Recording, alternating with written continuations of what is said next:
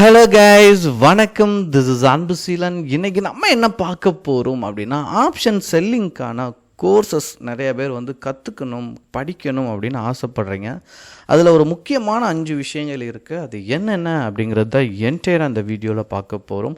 பிகினராக இருக்கிறீங்க அப்படின்னா இந்த வீடியோ ஸ்கிப் பண்ணாமல் முழுமையாக பாருங்கள்.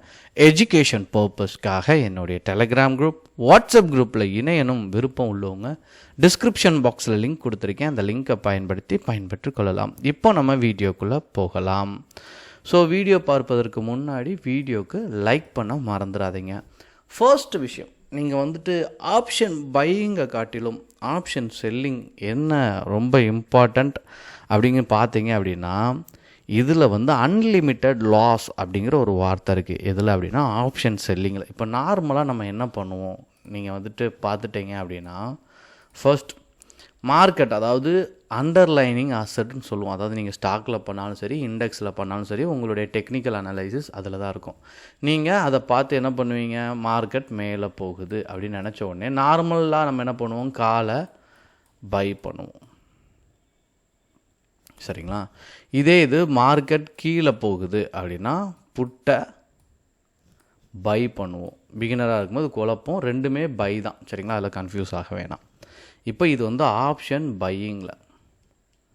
ஆப்ஷன் செல்லிங்கில் என்ன பண்ணுவோம் அப்படின்னா, மார்க்கெட் மேலே போகுது அப்படின்னு நம்ம நினச்சிட்டோம் அப்படின்னா புட்டை செல் பண்ணுவோம்.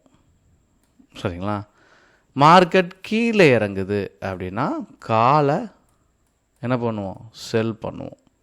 இது நார்மலாக நடக்கக்கூடியது. இதில் என்ன இஷ்யூ அப்படின்னா, நீங்கள் நினைக்கிற மாதிரி மார்க்கெட்டில் நடக்கலை அப்படின்னா, இதில் நீங்கள் செல் பண்ணுறதுனால இப்போ 100 ரூபாயில் இருக்கிற ப்ரீமியம், சரிங்களா? ப்ரீமியம் அப்படின்னா நிறைய கன்ஃபியூஷன் ஆகணும். ஒரு சின்ன உதாரணத்தோடு சொல்லிடுறேன். நீங்கள் இப்போ ஷேர் வேலை எடுத்திருக்கீங்க, 100 ரூபா, அது கீழே சரிஞ்சால் 100 ரூபாய்க்கு மேலே லாஸ் வர்றதுக்கு வாய்ப்பு இல்லை. அந்த மாதிரி தான் 100 ரூபா ப்ரீமியமில் எடுத்துட்டிங்கன்னா 100 ரூபாய்க்கு நீங்கள் செல் பண்ணியிருந்தீங்கன்னா 100 ரூபாய்க்கு அப்புறம் போகிறதுக்கு லாஸஸ் இல்லை. சரிங்களா? இப்போது நீங்கள், சரிங்களா, சப்போஸ் மார்க்கெட் என்ன ஆயிடுச்சுன்னா கிராஷ் ஆகிடுச்சு. சரிங்களா? நீங்கள் என்ன நினச்சிருக்கீங்க அப்படின்னா, மார்க்கெட்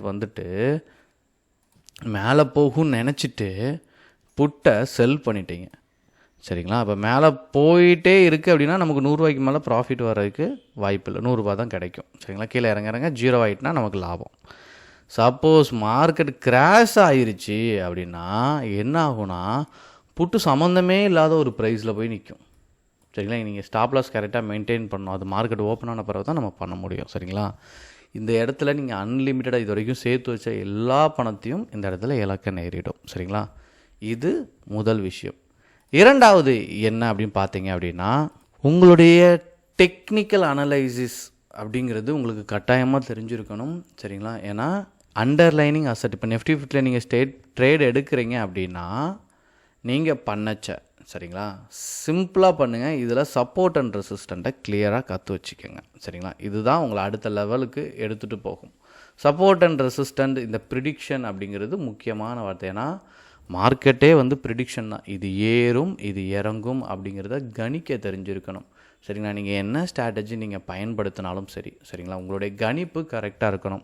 அந்த கணிப்புக்கு உங்களுக்கு உதவ போகிறதே என்ன அப்படின்னா இந்த டெக்னிக்கல் அனலைசிஸ் தான். சரிங்களா? இந்த மாதிரி அப் ட்ரெண்டில் ட்ராவல் ஆகிட்டு இருக்கும்போது பை என்ட்ரிக்கு நீங்கள் ட்ரை பண்ணணும். இதே இது டவுன் ட்ரெண்டில் போயிட்டுருக்கு, இந்த பார்த்தீங்கன்னா இது ஸ்லைட்லி டவுன் ட்ரெண்ட், இது இருக்குச்சா நீங்கள் செல்லுக்கு தான் ட்ரை பண்ணணும். சரிங்களா? இந்த மாதிரியான ரூல்ஸ் அண்ட் ரெகுலேஷன்ஸ் எல்லாம் தெரிஞ்சுக்கணும். பேட்டர்ன்ஸும் நீங்கள் படிக்க ஆரம்பிச்சிடணும். மூணாவது ரொம்ப முக்கியமான விஷயம் என்ன அப்படின்னா, நீங்கள் ஆப்ஷன் செல்லிங் வரீங்கன்னா கண்டிப்பாக ஹெட்ஜிங் பண்ணுறதுக்கு ஃபண்ட் வேணும். சரிங்களா? ஹெட்ஜிங் கட்டாயமாக நீங்கள் பண்ணணும். அதாவது மார்க்கெட் மேலே போகும்னு நினச்சிட்டு என்ன பண்ணிட்டீங்க, புட்டை செல் பண்ணி வச்சுக்கிட்டீங்க. சரிங்களா? ரிஸ்க்கை கம்மி பண்ண நீங்கள் நினச்ச மாதிரி போகணுங்கிற எந்த அவசியமும் இல்லை. மார்க்கெட் கீழே சரியலாம். அந்த சூழல் ஏற்பட்டுச்சு அப்படின்னா நீங்கள் என்ன பண்ணணும், காலையும் செல் பண்ணி வச்சுக்கணும். இந்த மாதிரி ஹெட்ஜிங் பண்ண தெரியணும். சரிங்களா? இதில் இப்படி பண்ணுறதுனால என்ன நன்மை அப்படின்னா, மார்க்கெட் மேலே கீழே எப்படி டவுன் ஆனாலும் இப்போ இதில் ஒரு 2000 ரூபா லாஸில் இருக்குன்னா அந்த 2000 ரூபா அப்படியே கன்சிஸ்டண்ட்டாக இருக்கும். சரிங்களா? அப்புறம் இதை மறுநாள் நீங்கள் எடுத்துகிட்டு போகலாம். மார்க்கெட்டை சரியாக கணிச்சு திரும்ப அது மேலே போகும் அப்படின்னா காலை ரிலீஸ் பண்ணி அந்த 2000 ரூபா லாஸை புட்டில் என்ன பண்ணிடலாம், பிரேக் ஈவன் பாயிண்ட்டுக்கு எடுத்துகிட்டு வரலாம். இந்த மாதிரியான சான்சஸ் எங்கே இருக்குது அப்படின்னா ஆப்ஷன் செல்லிங்கில் இருக்குது. அது ஆப்ஷன் பையிங்கை காட்டிலும், ஏன்னா இதில் டைம் டிகே அதெல்லாம் உங்களுக்கு சப்போர்ட் பண்ணுறதுனால ஆப்ஷன் பையிங்கை காட்டிலும் ஆப்ஷன் செல்லிங் இது பெஸ்ட்டாக இருக்கும். சரிங்களா? 4வதா மிக முக்கியமான பாயிண்ட், நீங்கள் ஆப்ஷன் செல்லிங் வரீங்க அப்படின்னா உங்களுக்கு கட்டாயமாக அமௌண்ட் ஹையாக தேவைப்படும். இப்போ நீங்கள் நார்மலாக பார்த்துட்டீங்க அப்படின்னா ஆப்ஷனை செல் பண்ணுறதுக்கு உங்களுக்கு ஹியூஜாக அமௌண்ட் தேவைப்படும். இங்கே நீங்கள் பார்த்துட்டிங்கன்னா ஒரு ஆப்ஷனை செல் பண்ணுறதுக்கு, அதாவது நீங்கள் பை பண்ணுறீங்க அப்படின்னா உங்களுக்கு வெறும் 26,000 ரூபாயே போதும். சரிங்களா? பட் நீங்கள் செல் பண்ணுறீங்க அப்படின்னா 1.5 lakh தேவைப்படும். ஹெட்ஜிங் பண்ணால் இன்னொரு, ஏன்னா நமக்கு நீங்கள் புட்டை செல் பண்ணுறீங்க அப்படின்னா காலையும் செல் பண்ணுறதுக்கு இன்னொரு 1.5 லட்ச ரூபா தேவைப்படும். ஆக மொத்தம் 3 to 4 lakh இருந்தால் மட்டும்தான் நீங்கள் ஆப்ஷன் செல்லிங்குள்ளே வந்து கற்றுக்கிறதுக்கு நல்லாயிருக்கும். என் ஸ்டூடெண்ட் கிளாஸில் படிக்கும்போது கேட்பாங்க, சார் நான் ஆப்ஷன் பையிங் போவா ஆப்ஷன் செல்லிங் போவான்னு கேட்பாங்க. ஆக்சுவலாக என்னென்னா ஆப்ஷன் பையிங்கில் நல்லா ப்ராக்டிஸ் பண்ணுங்கள். அப்புறம் இது நீங்கள் கற்றுக்கிறதுக்கு ஒரு டைம் பிடிக்கும். சரிங்களா? 6 months to ஒரு 7 months கூட ஆகலாம், 1 year கூட ஆகலாம். சரிங்களா? அதுக்குள்ளே நீங்கள் மணியை ரெடி பண்ணலாம். இப்போமே வந்துட்டு ஆப்ஷன் செல்லிங் பண்ணும் அப்படிங்கிற எந்த அவசியமும் இப்போதைக்கு உங்களுக்கு இருக்காது. சரிங்களா? அதனால் நல்லா ப்ராக்டிஸ் பண்ணுங்கள். பிகினராக வரச்சு இனிஷியலாக ஆப்ஷன் செல்லிங் வரணும் அப்படின்னு நீங்கள் ஆசைப்பட்டீங்க அப்படின்னா உங்களுக்கு மினிமம் ஒரு 6 to 1 year ஆப்ஷன் பையிங்கில் எக்ஸ்பீரியன்ஸ் இருக்கிற நல்லது. இந்த கேபிட்டலை நீங்கள் அதுக்குள்ளே நீங்கள் ரெடி பண்ணிக்கலாம். 5வது ரொம்ப முக்கியமான விஷயம், இதெல்லாம் பர்ஃபெக்டாக ஒர்க் ஆகுதா அப்படிங்கிறத நீங்கள் லைவ் மார்க்கெட்டில் செக் பண்ணணும். அதாவது இங்கே நிறையா பேர் ஃபெயிலியர் ஆகிறதுக்கு காரணம் என்ன அப்படின்னா லேக் ஆஃப் ப்ராக்டிஸ். இங்கே சரியான ப்ராக்டிஸ் இல்லாததான் காரணம். அதாவது நல்லா நீங்கள் எந்த அளவுக்கு மார்க்கெட், அதாவது நீங்கள் படிக்கிறதுக்கும் மார்க்கெட்லேயும் நிறையா டிஃப்ரெண்ட் இருக்குது. சரிங்களா? நீங்கள் இங்கே வரும்போது தான் டைம் டிகே எப்படி ஒர்க் ஆகுது, டெல்டா எப்படி ஒர்க் ஆகுது அப்படிங்கிறதெல்லாம் உங்களுக்கு ஒரு புரிதலுக்குள்ளே வரும். இங்கே ஓப்பன் இன்ட்ரெஸ்ட்னால் என்ன, இங்கே எங்கே பையர் வருவாங்க, எங்கே செல்லர் வருவாங்க, எந்தெந்த டைம் ஃப்ரேமில் ட்ரேட் எடுக்கலாம், இதெல்லாம் அடுத்தடுத்த சூழலுக்குள்ளே இருக்குது. அதனால் நிறையா ப்ராக்டிஸ் அப்படிங்கிறது இனிஷியல் டைமில் தேவைப்படும்.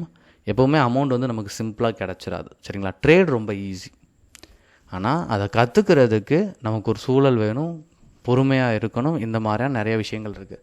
நான் இதில் ஒரு 2 விஷயம் உங்களுக்கு ஷேர் பண்ணுறேன். ஃபர்ஸ்ட், நீங்கள் முழுவதுமாக ஸ்டாக் மார்க்கெட்டில் இருக்க ஆசைப்படுங்க. ஃபர்ஸ்ட் 9:15 இருந்து 3:30 வரைக்கும் நீங்கள் ட்ரேடில் இருந்தாலே பேசிக்காக உள்ள எல்லா விஷயமும் உங்களுக்கு கிளாரிஃபை ஆயிரும். 2வது, ஒரே ஒரு விஷயத்தில் மட்டும் ட்ரேட் இருக்காதீங்க. அதாவது நான் இண்டெக்ஸில் மட்டும்தான் ட்ரேட் பண்ணுவேன், அதுவும் பேங்க் நிஃப்டியில் தான் ட்ரேட் பண்ணுவேன் அப்படின்னு இல்லாமல் ஸ்டாக்கை நல்லா கற்றுக்கங்க. நிஃப்டி, ஃபின் நிஃப்டி, சரிங்களா, பேங்க் நிஃப்டி, சென்செக்ஸில் மிட் கேப், இது எல்லாமே என்ன அப்படிங்கிறத தெரிஞ்சு வச்சுக்கோங்க. தெரிஞ்சு வச்சுட்டு நீங்கள் ஒன்றை சரியாக எடுத்து தொடர்ந்து அதை ஃபாலோ பண்ணிங்க அப்படின்னா you will become a good trader. சரிங்களா? உங்களுக்கு என்ன டவுட் இருந்தாலும் கண்டிப்பாக கமெண்ட் பாக்ஸில் உங்களுடைய டவுட்டை தெரிவிங்க. Okay guys, thank you so much for வாட்சிங் this video. Tata, bye, see you.